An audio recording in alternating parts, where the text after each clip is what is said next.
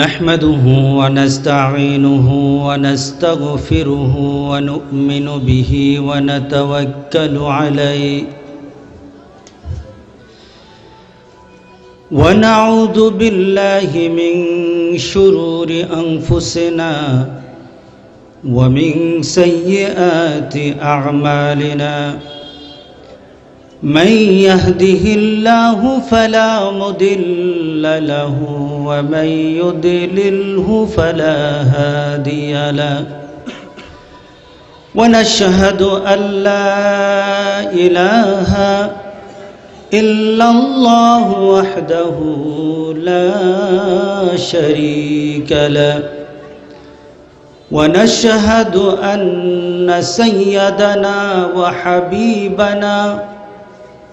وحبيب ربنا وطبيب أرواحنا وقلوبنا محمدا عبد الله ورسوله صلى الله تعالى وعلى آله وأصحابه وأزواجه وأتباعه وبارك وسلم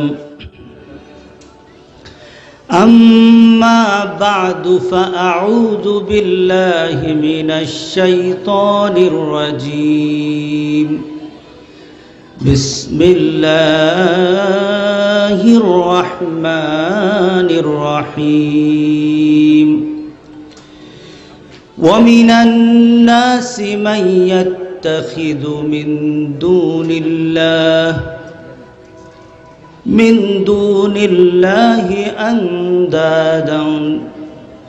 أندادا يحبونهم كحب الله والذين آمنوا أشد حبا لله ولو يرى الذين ظلموا إذ يرون العذاب أن القوة لله جميعا وأن الله شديد العذاب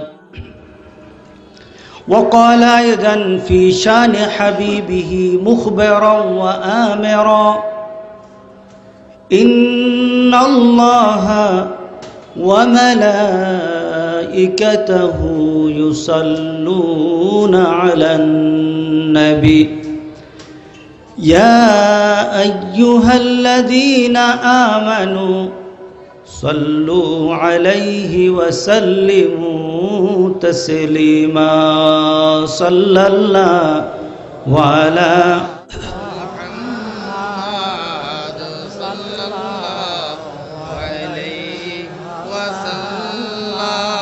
ঐতিহ্যবাহী ইসালে সওয়াবের মাহফিল ৪৫তম ইসালে সওয়াবের মাহফিল আড়াইবাড়ি দরবার শরীফ কুমিল্লা। মাহফিলের সভাপতি বড় ভাই আজকে অসুস্থ হয়ে পড়ে আছে, বরঞ্চ একসময় মাহফিল পুরা সময় তার নিয়ন্ত্রণে থাকত।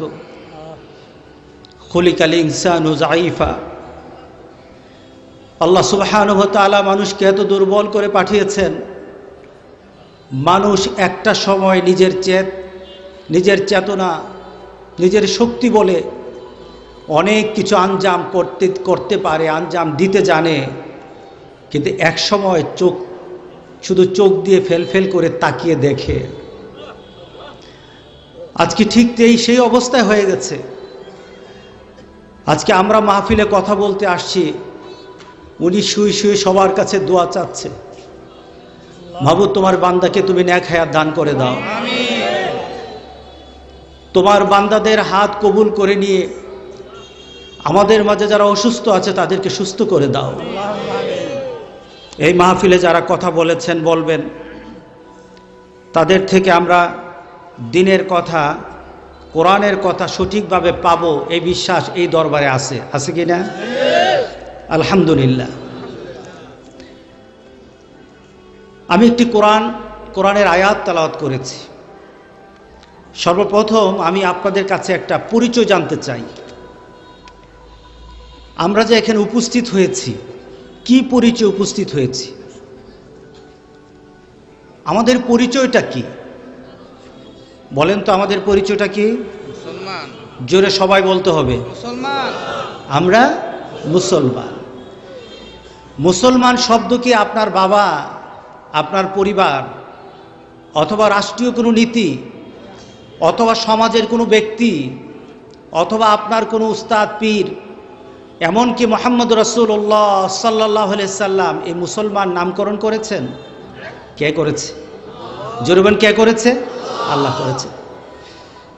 সুতরাং মুসলমান হওয়া মানে আল্লাহকে মেনে নেওয়া।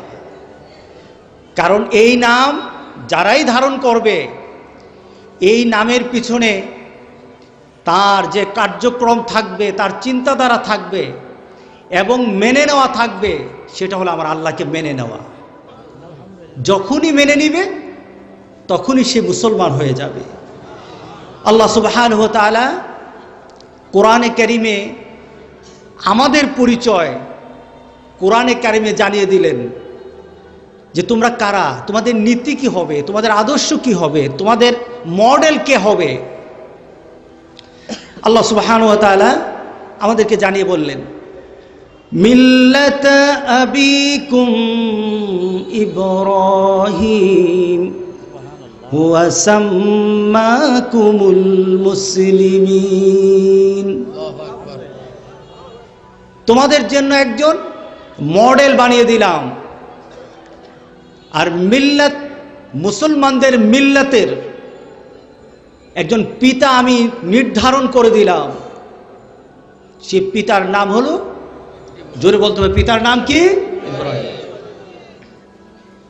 আমরা কতটুকু মানি, কতটুকু মানি না, কতটুকু বুঝি, কতটুকু বুঝি না, এটা যার যার প্রশ্নবিদ্ধ হয়ে থাকবে তার তার কাছে। কিন্তু আল্লাহ সুবহানাহু ওয়া তাআলা বললেন, তোমার জন্য মুসলিম মিল্লাতের জন্য ইব্রাহিমকে তোমার পিতা বানালাম। আর যারা ইব্রাহিমের নীতিতে চলবে তার নাম দিলাম মুসলমান। তার নাম কি? তার নাম হলো মুসলমান। আল্লাহু আকবার। ইব্রাহিম আলাইহিস সালামকে এত মর্যাদা দিলেন কেন? আরো তো নবী ছিল, ছিল না? মূসা ছিল, ঈসা ছিল, নূহ ছিল, এরপরে আরো অনেক নবীরা পৃথিবী থেকে চলে গেছেন। কারো সাথে আমাদের একটা পিতৃক, একটা সন্তানের সম্পর্কের মতো আল্লাহর দেওয়া সম্পর্ক আর কারোর সাথে করা হয় নাই। করেছে কার সাথে? ইব্রাহিম আলাইহিস সালাম। তার পিছনে কারণ হলো একটাই, ইব্রাহিম আলাইহিস সালাম বাপ হিসাবে এমন বাপ, পরীক্ষিত বাপ। সুবহানাল্লাহ বলেন না? বাপ হিসাবে পরীক্ষিত বাপ। সন্তানকে কিভাবে পরীক্ষা করা লাগে এটাও উনি করেছেন। সন্তান হিসেবে পরীক্ষিত সন্তান, দু তরফ থেকে পরীক্ষিত। বাবা যেমন, সন্তানও তেমন। বাবা নিজেকে উৎসর্গ করে দিয়েছে। আল্লাহ সুবহানাহু ওয়া তাআলা বললেন, ইব্রাহিম তোকে আমি খলিল বানাতে চাই। কি বানাতে চাই? সুবহানাল্লাহ। আমি তোমাকে খলিল বানাতে চাই। আর খলিল তো সেই। ইব্রাহিম আলাইহিস সালামও পরীক্ষা দিলেন, নিজের জীবন বাজি রেখে পরীক্ষা দিলেন, নিজের সন্তানকে কুরবানি করে পরীক্ষা দিলেন, নিজের স্ত্রী সন্তানকে কুরবানি দিয়ে পরীক্ষা দিলেন। আল্লাহ সুবহানাহু ওয়া তাআলা বললেন, তোমার পরীক্ষায় তুমি পাশ করেছো, তোমাকে আমি খলিল বানিয়ে নিলাম। এর জন্য ইব্রাহিম আলাইহিস সালামের এমন একজন আল্লাহর বান্দা যিনি আল্লাহর কথায় নিজেকে মুসলমান করে নিয়েছেন। আমরা মুসলমান দাবি করছি, আর উনি নিজেকে মুসলমান করে নিয়েছেন। মুসলমানিত্বে উনি নিজে ঢুকে গেছেন। যখন আল্লাহ বললেন আসলিম, তুমি মুসলমান হও। আসলিম মানে কি? আত্মসমর্পণ করো। তুমি তোমার জন্ম থেকে মৃত্যু পর্যন্ত, তোমার মৃত্যুর পরের পূর্ণ জগৎ, যেই জগৎ সম্পর্কে তোমরা তোমাদের বিশ্বাস এনেছো, দেখো নাই, কি বলেন? কবর দেখছেন? আখেরাত দেখছেন? দুজক দেখেছেন? জান্নাত দেখেছেন? আল্লাহকে দেখেছি? কাউকে দেখি নাই, কিন্তু বিশ্বাস করি কিনা? কেমন করেন? কতটুকু করেন? আল্লাহু আকবার। রাসূল পাক সাল্লাল্লাহু আলাইহি ওয়াসাল্লাম, এক ইহুদি এসে রাসূল পাক সাল্লাল্লাহু আলাইহি ওয়াসাল্লামকে চেপে ধরলেন, চাদর চেপে ধরলেন। এ মুহাম্মদ, তোমার কাছে আমি কিছু টাকা পেতাম, ফেরত দাও। রাসূল বললেন, তো এটা তো আমি আদায় করে দিয়েছি। রাসূল পাক সাল্লাল্লাহু আলাইহি ওয়াসাল্লাম কখনো চেষ্টা করতেন তার সাহাবীদের থেকে কোনো হাওলাত নিতেন না। যদি দরকার লাগতো ইহুদিদের থেকে নিতেন, খ্রিস্টানদের থেকে নিতেন। কারণ মুসলমান নেওয়ার পরে সে যদি বলে, হুজুর আপনাকে হাদিয়া দিয়ে দিলাম, আমি নেব না, রাসূল পাক সাল্লাল্লাহু আলাইহি ওয়াসাল্লাম এটা চাইতেন না। সুবহানাল্লাহ বলেন না? রাসূল চাইতেন আমার টাকা আমি আবার আদায় করে দেব। রাসূলের উম্মত কিন্তু তা করে না। কি বলেন? একবার হাওলাত আনতে পারলে দেওয়ার নাম নাই। এই সমাজে নাই বোধহয়। রাসূল পাক সাল্লাল্লাহু আলাইহি সাল্লামকে চেপে ধরলো সেই ইহুদি। সে বারবার বলছে টাকা ফেরত দাও। রাসূল বললেন, দিয়ে দিলাম। এক সাহাবী পাশে দাঁড়ানো, সে দৌড়ে এসে বলল, ইয়া রাসূলুল্লাহ, আপনি যে টাকা দিয়েছেন এটা সাক্ষী আমি। এটা সাক্ষী কে? আমি সাক্ষী। রাসূল পাক সাল্লাল্লাহু আলাইহি সাল্লাম তাকে বললেন, তুমি সাক্ষী হবে কিভাবে? আমি যখন লেনদেন করেছি তখন তো তুমি কাছে ছিল না, তুমি কিভাবে আমার সাক্ষী হও? ইয়া রাসূলুল্লাহ, আল্লাহর কথা বলেছেন। এতগুলি দেবদেবী আমার সামনে ছিল, যেগুলি আমার চোখের সামনে ছিল। আপনি বলেছেন আল্লাহ একজন, মানলাম। আপনি বলেছেন আল্লাহকে দেখা যাবে না দুনিয়ায়, মানলাম। এতগুলি দেবদেবী চোখের সামনে ছেড়ে দিলাম। আপনার জবানের মর্যাদা এত দিয়েছি, আমার চক্ষুষ্মান মূর্তিকে বাদ দিয়ে যে আল্লাহকে কখনো দেখি নাই, দেখা যায় না, ওই আল্লাহর উপর বিশ্বাস করেছি আপনার এই মুখের কথাতে। আপনার মুখের কথার মর্যাদা আমি আমার দেখা ক্ষুধাগুলিকে ছেড়ে দিয়ে এক ক্ষুধার উপর বিশ্বাস করেছি। আপনি বলেছেন দুজক আযাব হবে, এই নীতিতে চলতে হবে। আমি চিন্তা করলাম আমার কোনো নীতি নাই, আমার মন যেভাবে চায় এভাবে চলেছি। আর আপনি বলেন নীতির কথা, নীতি না যদি চলি তাহলে দুজকে যেতে হবে। মেনে নিলাম, আপনি যেই নীতির কথা বলেছেন ওই নীতিতে চলেছি। দুজককে বিশ্বাস করেছি, দেখি নাই। এমনভাবে বিশ্বাস করেছি দুজকের কথা শুনলে কলিজা শুকিয়ে যায়। আপনি জান্নাতের আশা দিয়েছেন, জান্নাতটা তো দেখি নাই, কিন্তু জান্নাতের সেই সুখের কথা যখন আপনি বলেন, পৃথিবীর সকল সুখ আমি ভুলে যাই। শুধু এই জবান দিয়ে বলেছেন, এই জবানের কথা আমি এইভাবে বিশ্বাস করেছি। যেগুলি দেখি নাই এইগুলি বিশ্বাস করেছি। আর আপনি তো এখনো উপস্থিত, আপনি বলেছেন তাকে দিয়েছেন, এটা কি বিশ্বাস করব না? সুবহানাল্লাহ বলেন না? আমি কি এটা বিশ্বাস করব না? ইহুদি দেখলো মুসলমান কাকে বলে, নবীর ভালোবাসা কাকে বলে, তার ভিতরে নবীর কথার প্রভাব কতটুকু। নবী করিম সাল্লাল্লাহু আলাইহি সাল্লাম মুখে বলেছেন, সামিআনা আতানা, শুনলাম আর মেনে নিলাম। ইহুদি তখন রাসূলের হাত ধরে বলল, আমার পরীক্ষা শেষ, আমি তো একটু টেস্ট করতেছিলাম যে আপনি আপনার নবুয়তের বিষয়ে আপনি কতটুকু মানে আছেন। আপনার লোক আপনার সাথে যে কথাগুলি বলেছে এর প্রভাব আমার ভিতরে এসে গেছে। আমি আর ইহুদি থাকবো না, আমাকে মুসলমান বানায় নেন।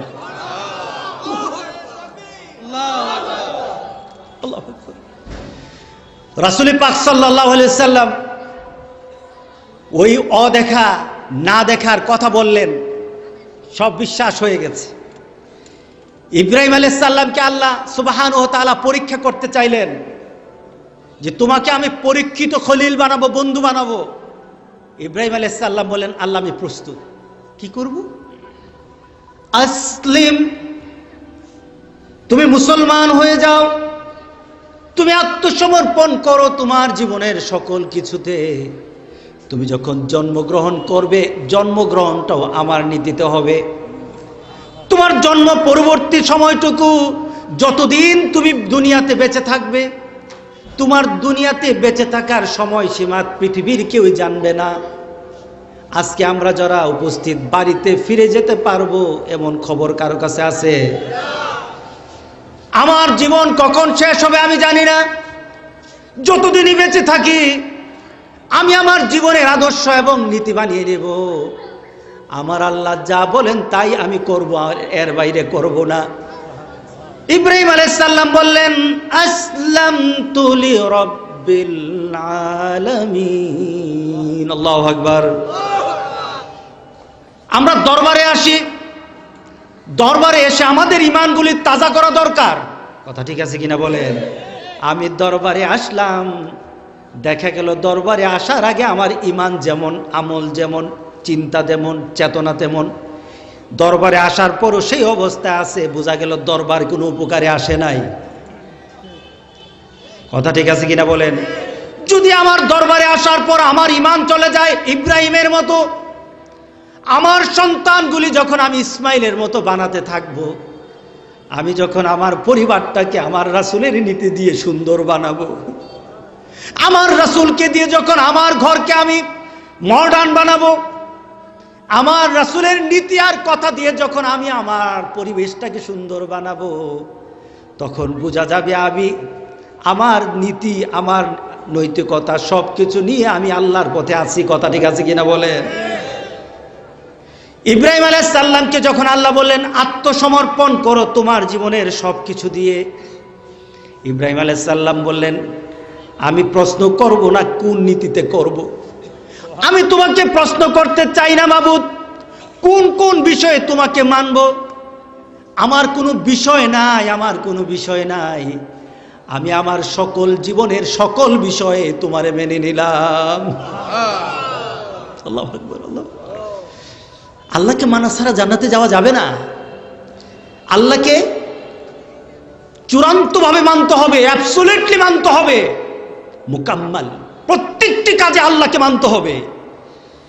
আমার আল্লাহর নীতি, আমার আল্লাহর কথা আমার জন্ম থেকে মৃত্যু পর্যন্ত সকল স্থানে ছড়িয়ে দিতে হবে। তারপরে আমার তাজকিয়ায়ে নফস হবে। এখন হচ্ছে না কেন? আমরা পাচ্ছি না কেন? আমাদের হুজুররা বলেন একটা নীতি, বাড়িতে গিয়ে চলে আরেকটা নীতি। আমি এক জায়গায় ওয়াজ করলাম, আমি বললাম গুসলিংডি দেওয়া যাবে না। গুসলিংডি আছেন তো, চিনেন তো নাকি? আপনার শহরের না গ্রামের অনেকে আছেন, চিনেন তো। কোনটা বলে গুসলিংডি? হ্যাঁ, লঙ্গিটা কেমন ভাবে কাঁচা দেওয়া, বাকি আর কিছু থাকে না। ঠিক আছে কিনা? আর কিছু বাকি থাকে না। আমি ওয়াজ করলাম এটা দেওয়া যাবে না, এটা হারাম। এটা কি? হারাম। তবে একটা এখন নতুন গুসলিংডি চলে আসছে, এটা ইহুদি খ্রিস্টানদের দেওয়া। কাদের দেওয়া? ইহুদিরা আমাদেরকে সরাসরি অ্যাটাক করবে না, ওরা আমাদের কোরআন স্টাডি করে, এরা হাদিস স্টাডি করে, এরা আমাদেরকে দুনিয়াও ধ্বংস করতে চায়, আখিরাতও ধ্বংস করতে চায়। এদের টার্গেট শুধু দুনিয়া না, এরা আমার আখিরাতও শেষ করে দিবে।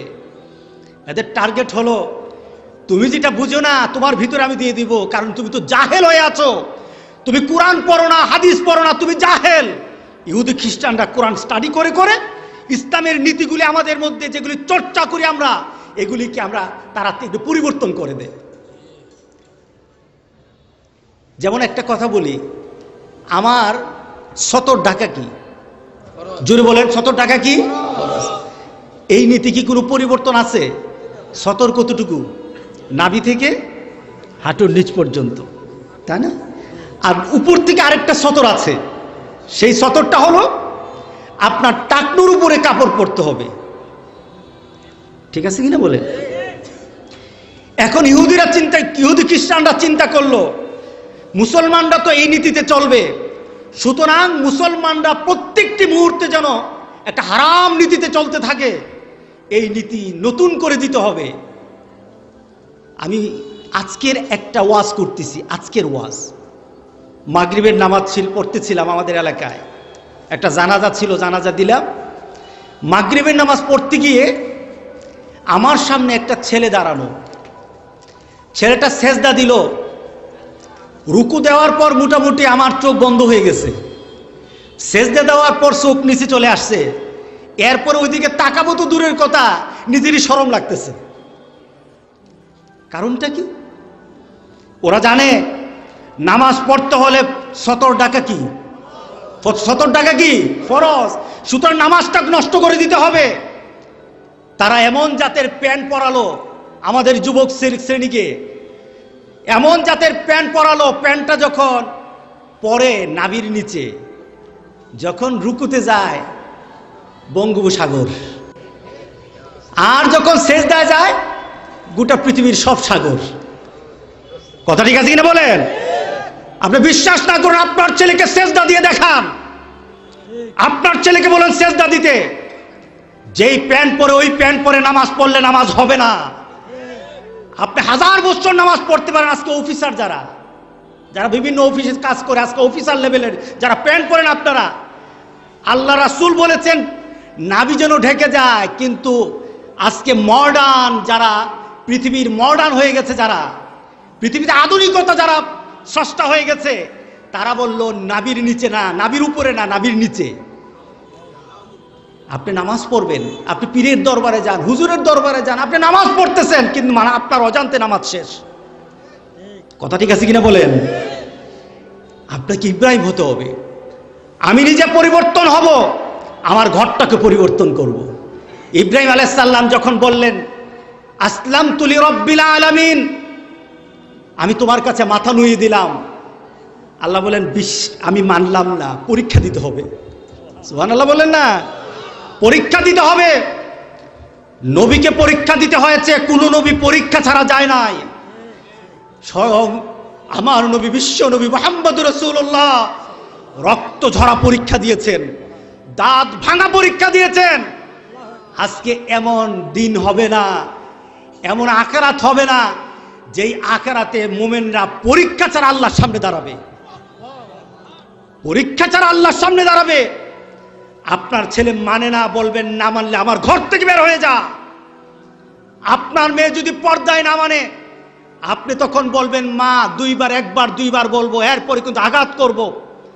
কারণ তোমাকে যদি আমি ইসলামের পথে না আনি, কাল হাসুরের দিন তুমি হবা শত্রু, আমি হব দুজুকি, তুমি আমার বিপদ হয়ে যাবা। সুতরাং তোমাকে আমি কন্ট্রোল না করে পারবো না। আমি তো ইব্রাহিমের রক্তের ধারার, আমি তো ইসমাইলের রক্তের ধারার, আমি তো মুহাম্মদ সাল্লাল্লাহু আলাইহি সাল্লামের নীতিতে আদর্শবান, আমি উমর আলী, আমি হাসান হুসাইন, আমি অন্য কোনো নীতি মানি না। আমি আমার নিজের জন্য, আমার পরিবারের জন্য, আমার সমাজের জন্য মুহাম্মদের নীতি চাই, আর কোনো নীতি চাই না। কথা ঠিক আছে কিনা বলেন? এই সবক দিবে কে? এই সবকের জন্যই আপনারা আসেন দরবারে, বিভিন্ন হুজুরের কাছে যান, বিভিন্ন মানুষের কাছে যান, এই নীতিটা শিক্ষা নেওয়ার জন্য। ইব্রাহিম আলাইহিস সালামকে আল্লাহ বলেন পরীক্ষা দিতে হবে। ইব্রাহিম আলাইহিস সালামকে আল্লাহ আমি রেডি আছি, আমি রেডি আছি। আগুনে ফেলে দেওয়া হবে, আমি সংক্ষিপ্ত করে ফেলতেছি, আগুনে ফেলে দেওয়া হবে। আগুনে পড়লে মানুষ কি হয়? হ্যাঁ, পুড়ে যায়। এটাই তো নীতি। ইব্রাহিম আলাইহিস সালামকে আগুনে ফেলা হলো, হাতের দড়ি ছাড়া কিছু আর পুড়ে নাই। ইব্রাহিম আলাইহিস সালামকে সাহায্য করতে আসলো। ইব্রাহিম আলাইহিস সালাম বললেন না, যেই মাবুদ গোটা কাকুল কায়নাত বানিয়েছেন, যেই মাবুদ আগুন সৃষ্টি করেছেন, যে মাবুদ আমাকে সৃষ্টি করেছেন, ওই আল্লাহ ছাড়া কারো কাছে আমি সাহায্য। নবী কার কাছে সাহায্য চাইছে? জোরে বলতে হবে, কার কাছে চেয়েছেন? কিন্তু আল্লাহ তো একটু দুঃখ করে বললেন, আল্লাহ তো কিন্তু দুঃখ করে বললেন ওয়াল্লাযীনা আমানু আশাদ্দু হুব্বান লিল্লাহ, যারা ঈমানদার তাদের চূড়ান্ত ভালোবাসা থাকবে কার জন্য? আল্লাহর জন্য ভালোবাসা।